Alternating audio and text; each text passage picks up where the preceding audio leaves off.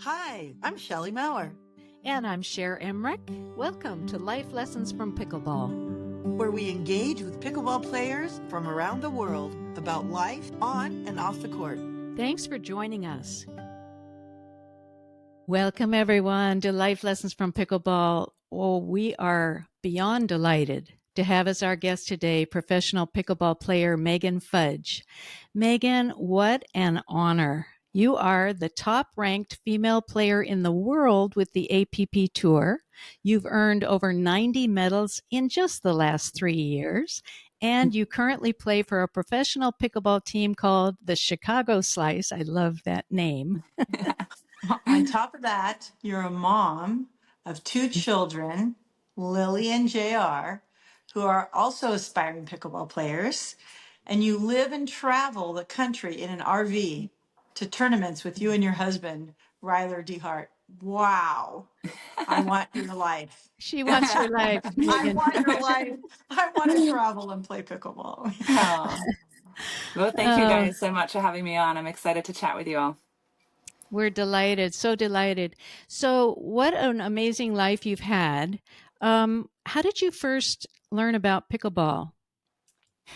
Yeah, it was basically around COVID, like a lot of stories out there. It was something my husband and I were doing different things. My husband was coaching tennis, and I was actually working for Farmers Insurance. I was an insurance advisor, and we were looking for something to do together again, something to be outside, exercise, and meet other people. And people kept on mentioning pickleball. We saw it a little bit on social media, and we're like, "What is this thing? I feel like it's following us around. I feel like it's like something's attracting us to the sport." And so we gave it a try, and we just instantly fell in love. It was a perfect fit for us. We're super competitive people coming from tennis, with a tennis background for both of us, and we just like to be active, and gave us a competitive outlet, while at the same time, yeah, we met so many people through pickleball, and we still are right now too. So it's been kind of a full journey for us, but that's how we first got started. So, it was because of COVID. It was during COVID that you discovered it. So, it really Yeah. has only been, you've got all these.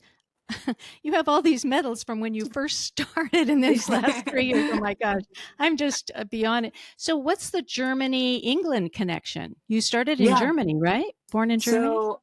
So yeah, I was born and raised in Germany. My mom's actually though from London, and my dad's from New Zealand. They moved to Germany like 43 years ago. My dad's a tennis coach. He took a job there on a 2-year contract, persuaded my mom to join him in Germany. They didn't speak a lick of German. And he retired from the same job after 42 years last summer. And yeah, raised my family there and still living there. And they finally had to learn German. So that's the connection to Germany. But I did go to boarding school in England, so I have more of a British accent, and we spoke like English at home as well. So, but yeah, when I was 15, I went to boarding school in England before coming to the States.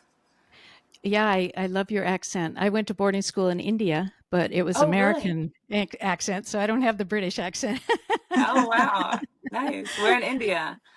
Kodaikanal International School in southern India, and So- India is one of Shelley's favorite countries too. She spent a yeah. lot of time there, so we have that wonderful. And you were in India. You were I talking about recording something there and had to turn off the air and how hot it was.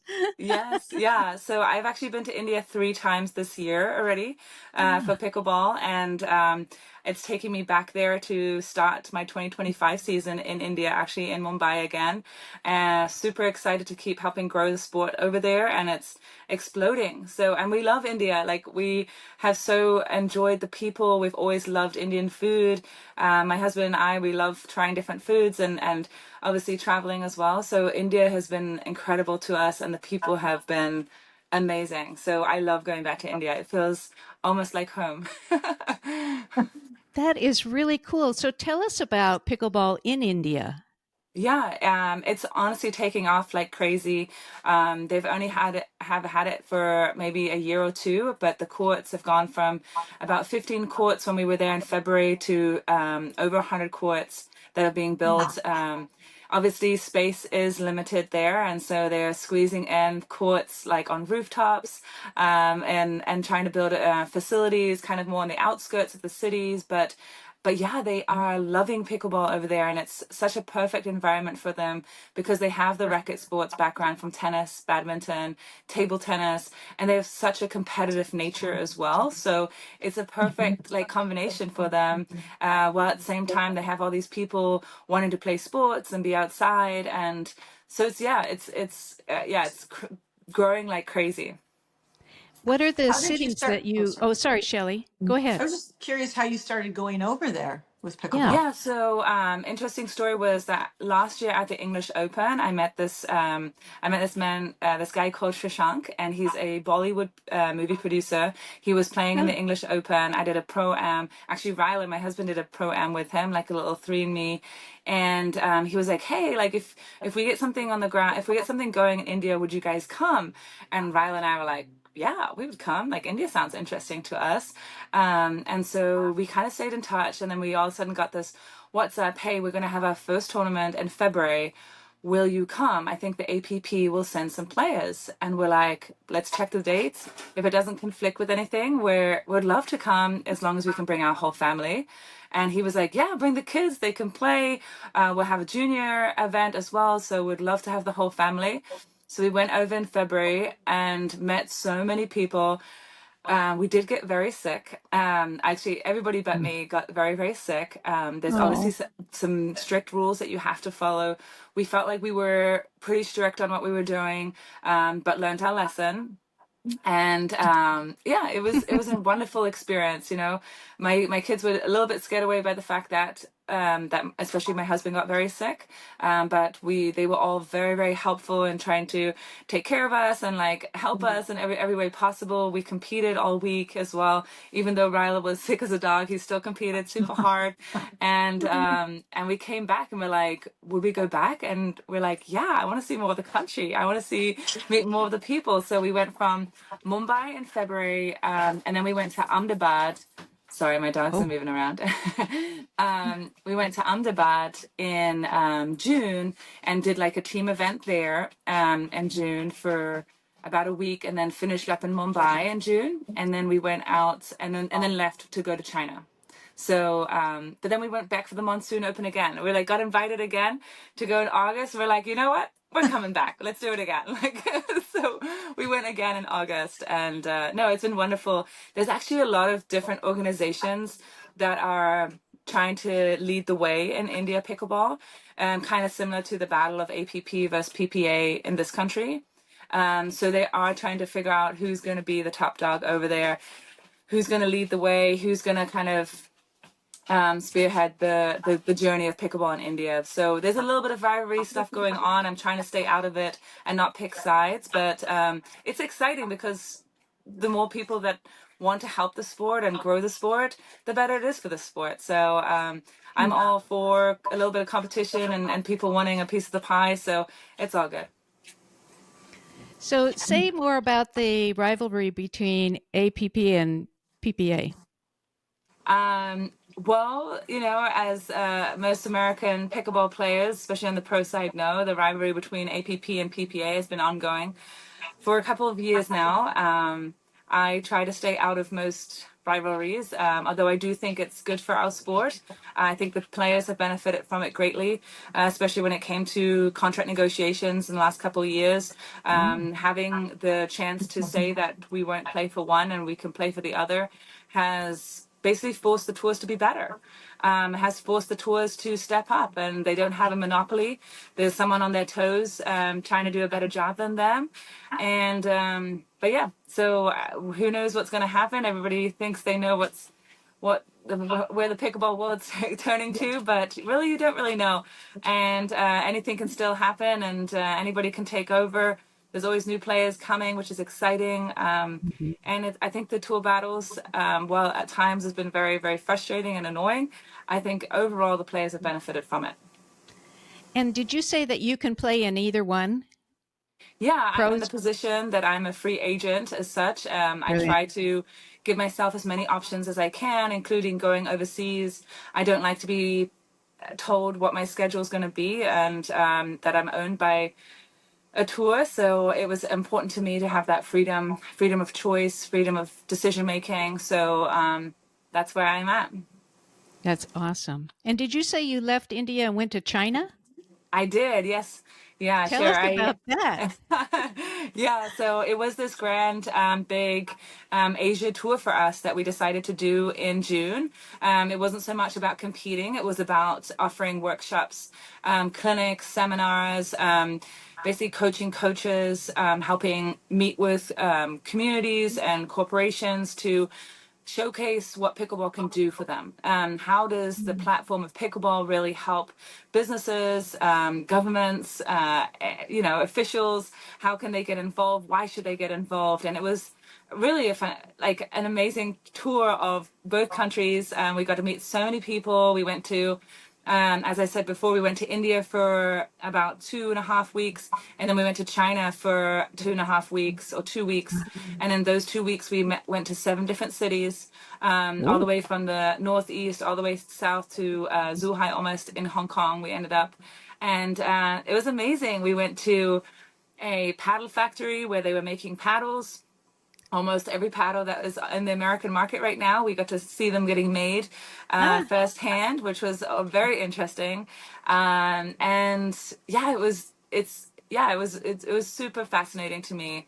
I don't want to say I'm a pickleball nerd, but I'm just, I love the sport. I'm extremely passionate about it, and being part of growing the sport and developing and creating new pathways for players is exciting to me. And so yeah, it was a really, really fun trip. And China was nothing I ever thought I could imagine. It was super cool. It was so fun to share that journey with my family. It's hard to describe how certain things are super advanced and other things are just super different than here. But the people were lovely as soon as I was able to get a translator. It was great, but without a translator, I would have been totally lost. No chance. Like they don't even try, like they don't even try to speak English. In India, we got there and everybody was like, obviously noticed we're different. And they're like, oh, how can we help you? Like, what can we do for you? We want to invite you to our home. Like, how can we, full hospitality. And in China, they're like, you're different. We're going to look the other way. We're like, so it's just very different cultures. But as soon as they kind of like got over the fact that we spoke different languages and we had a translator to help with that aspect, they were super nice and like wanted to just share everything about their culture with us, and meals were incredible. And yeah, it was fun. It was great. It's just remarkable the life that pickleball has given you, isn't it? Yes. Oh my gosh. It, It, it if you would really have, is. yeah, if you would have told me 3 years ago that this is what I would be doing, I don't even know what I would say to you. I would say you're crazy. Like I would tell you Yeah. you were crazy. Like there's no chance of this happening. That I get to travel with my family, that I got to make a good livelihood, create plans for the future beyond my playing days of impacting a sport that, hopefully one day will be in the Olympics or not. It's okay. But that's something I get to enjoy with my kids. I mean, like they're 8 and 9 and I get to spend every day with them, and we're super passionate about something together. And it's just, honestly, it's mind blowing. Well, I read something where you had said, it's my passion to inspire women and girls to chase their dreams. And I mean, that's what you're doing. You're Yeah. chasing your dream, and look at all the joy it's bringing you. It's like, wow. Honestly, yeah, it's been great. It's been I think most special the fact that I get to show my daughter what I get to do. Like when I was an insurance advisor, I liked my job. It was a good job, and I was doing well, and but kind of pickleball gave me this life back of an athlete. I was an athlete in college, and retired from athletics after college because I decided to travel with my husband and travel around the world and kind of dedicate my time to him while he was playing professional tennis. And so this pickleball thing has, given me my life back, and it was like, oh my gosh, I get to be an athlete again. I get to impact people. I get to be myself. I get to be fierce and fearless and a competitor. And all these things, while at the same time I can teach my daughter it's okay as a woman to do these things. It's not about men versus women. It's actually so many amazing opportunities for all of us. And pickleball is one of the biggest sports in the world right now where men and women are paid equally. We're truly paid equally. Like even from endorsement deals, Anna Lee Waters just got announced that she's getting paid the most in the world right now. I mean, what sport can we say that about? There's no other. Even in tennis, everyone brings up tennis, but only in the Grand Slams do they get paid equally. In all the other tour events, they don't. Whereas in pickleball, we are 100% paid equally. So it's that's what I try to share. I shared with a lot of young players in India. I shared with a lot of groups of women in China as well who are learning the game and who are looking to aspire to kind of break through in pickleball. I'm like, guys, like, go after this hard. There are so many opportunities in this sport. This is just the beginning. We're scratching the tip of the iceberg right now. Keep working hard. This is our path. This is our sport. Go for it. Okay, senior pros, here I come. There you go. There you go. You're I love inspiring me. it. And I love I it. love too that you're educating your son that women can do all I think we think so much about, and I love that you do so much about encouraging girls and women to go for it. But I think a lot is educating men that women can go for it and support women to do so and all that, which your husband is doing as well. And your son is being exposed to both you and his dad, so involved and traveling the world, both of your children. What's it been like for them? I mean, here you are a mom. Okay. Mm-hmm. So Shelley and I are each moms, now grandparents as well. But it's a lot to be a parent with especially two children and traveling and a professional pickleball player and you're coaching and you've got your own. We'd like to hear about your academy. So how have you found a balance? I mean, it's definitely a balancing act. I always say I would not ever be able to do this without my husband. This is definitely a team, and with our team also comes my coaches on board. We have Dr. Eric Coram, who you guys have met. We have Yes. we have this village I call around us we've kind of, accumulated these incredible people around us for us to balance this life. There's times where, I just need Ryler to step up and help me in certain aspects. I'm overwhelmed. There's definitely moments I get overwhelmed because I get excited about certain projects and he's just like, I know you need to do this right now. You go do that and I'll step up, and he actually just spoke on a podcast and was talking about his being a servant and have a servant mentality, and I think that's incredible to see that in a male position, right, as the husband, as the dad, to see that he understands that my career might be doing better right now in pickleball than he is. Was he's still playing amazing, don't get me wrong, Yeah. and he's getting all his medals as well, but he's kind of letting me lead the way and letting me kind of be myself and make the most of this opportunity right now. And he's stepping up in all the other ways, of being the hands-on dad and being the hands-on man at home and taking care of, like, getting the laundry on, or doing the dishes or making dinner. And it's definitely been a balancing act all around. So I'm just extremely grateful to have a partner in him that he understands me. And also sometimes his role is to tell me, Megan, that was too much. You're taking on too much. Like, I see you're exhausted. And I need him to say that. Like, I need him to be honest. I need him to recognize that. And that's helped me at times. So, I'm, as well, some people are like, man, when do you ever sleep? Like, like, when do you find time to sleep or rest? And at times my head just goes a million miles an hour because I have all these things I want to do. And he's just like, all right, the switch has to be turned off. You got to turn off. Like, it's got to stop. You got to take a break. So Well, it's that's that hard for too. you because you have so much going on, and you need your body. So you Yeah. have to rest and you have to work out and take care of yourself. So that's difficult.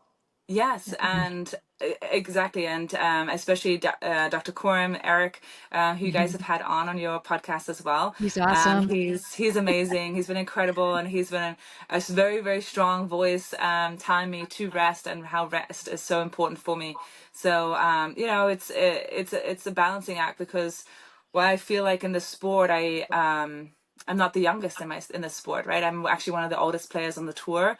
I feel like I'm young. I feel like I'm young to, I've only been playing for 3 years, and I have so much still to learn. But at the same time, my clock is ticking, right? It's like I don't have 10 years in the sport. I get maybe 5, I get maybe 8 years, maybe, if I'm lucky, if I stay strong and step away from singles finally, I get a few more years, so I feel like I'm so determined to pack everything in right now and go after it hard. So which gives me that motivation at the same time, to stay strong, and every day counts for me.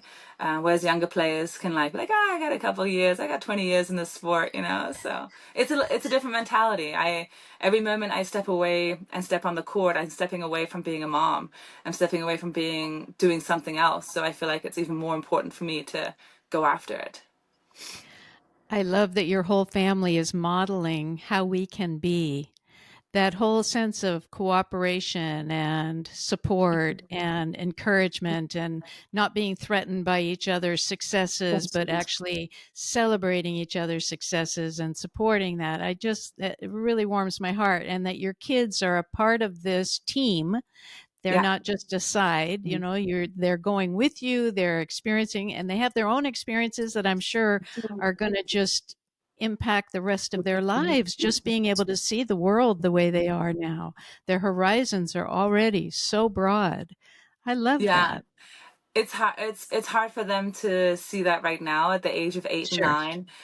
Sure. To recognize. We had a conversation this morning.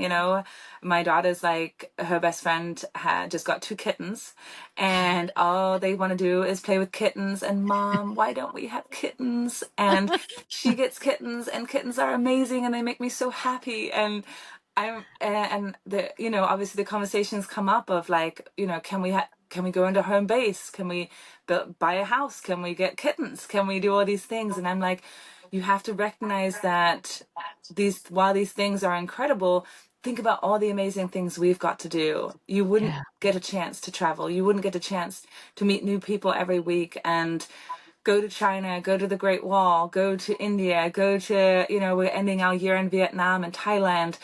These things, they were like, well, do we need to do those things? Like, what about the kittens? And so we still do have those conversations, and my kids are kids, and I understand, and we Yeah. laugh and we share, and we are adamant about,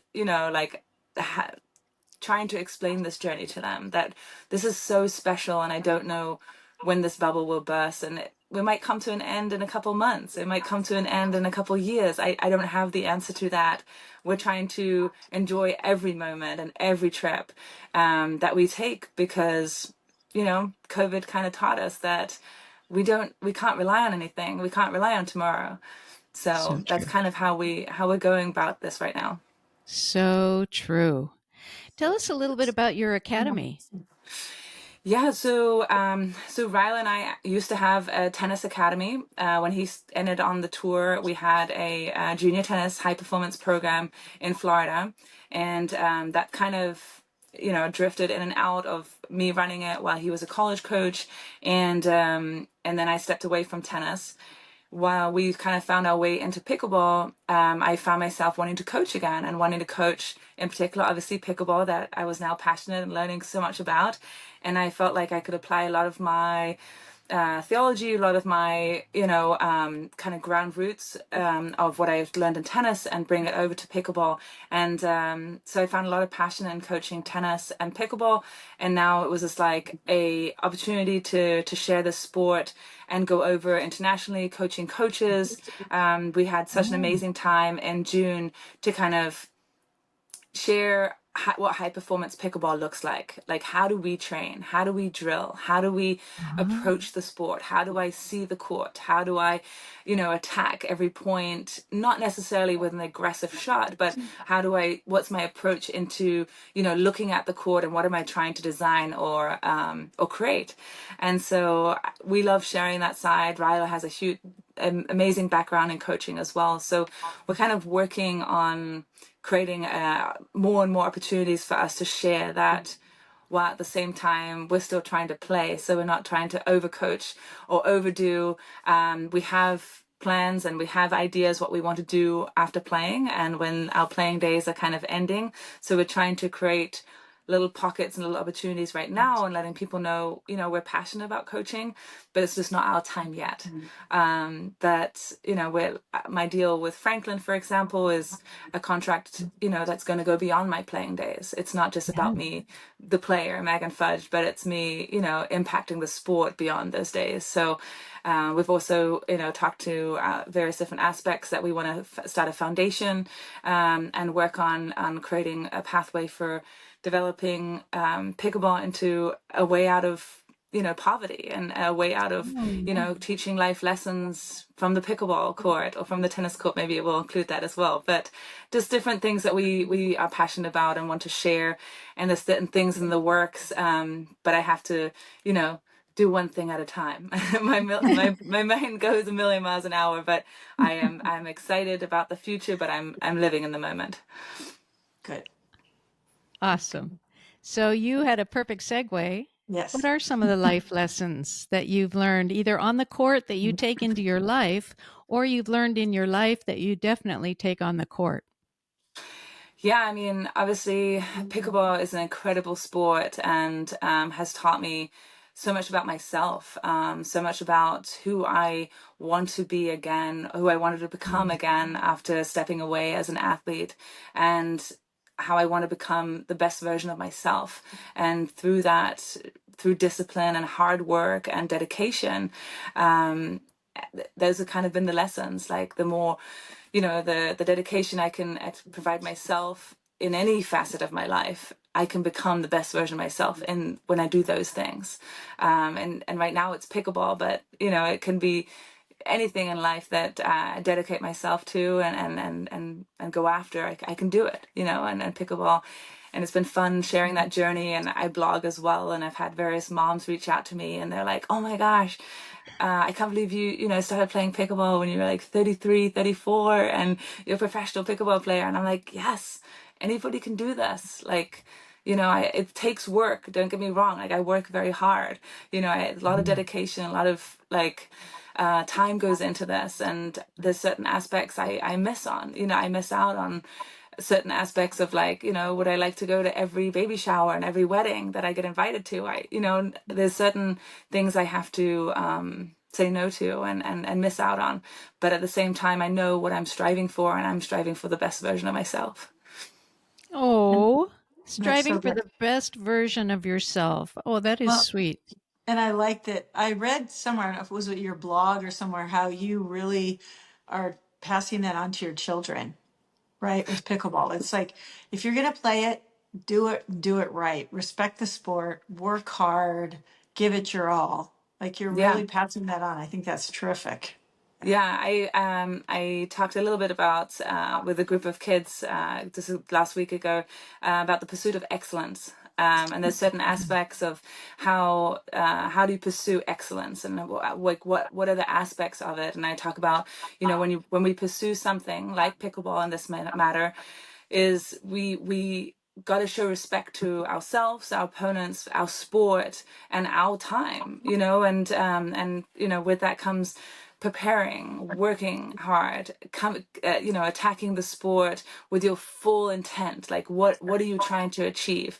So it's important to me that my kids get to see that I walk the walk and talk the talk. It's not just me lecturing them, like, yeah, like, don't watch me do this, but like, I think you should do. But no, I'm truly living it. They get to see me do this day in and day out, and they see both Ryler and I do this day in and day out. Like, we're trying, the pursuit of excellence. Brilliant. We could talk with you for hours. And Megan, we are just over the moon that you took time out of your schedule. You have an incredible schedule and life. And the fact that you said yes to be on this show just means so much to us. And we know it's going to touch so many people's hearts, especially women and their men who are supporting them or who identify as male, female, the whole thing. I just love it that you are modeling individually, you're modeling as a family, how to be in this world and how to live every minute as if it matters, because it does. And I'm so appreciative that you are helping to expand this sport around the world the way you are. Shelly, this is the life you want, girl. I know, this is it. I know. Well, thank you guys for having me on. Someone was telling me that I'm living the American dream. I get to play You are. pickleball, and I travel in an RV. So I'm loving the That's American dream. Pretty amazing. Well, yes. thank you so much. And we Thank will you. continue to watch with great glee as you continue on your professional career. And thank you, everybody. Oh my gosh. Yeah. Megan Fudge. You guys, Megan Fudge. Thank you all. And we look forward to a new conversation next week. Bye-bye. Thank you. Bye. If you love our podcast, we'd be so grateful if you'd take a few seconds to follow or subscribe to Life Lessons from Pickleball. This ensures you'll never miss an episode and helps us continue these wonderful conversations. On Apple Podcasts, Spotify, or wherever you listen, go to the show page and tap the follow button in the top right corner. And on YouTube, click the subscribe button under any of the episodes. Thanks so much. Hope to see you on the court.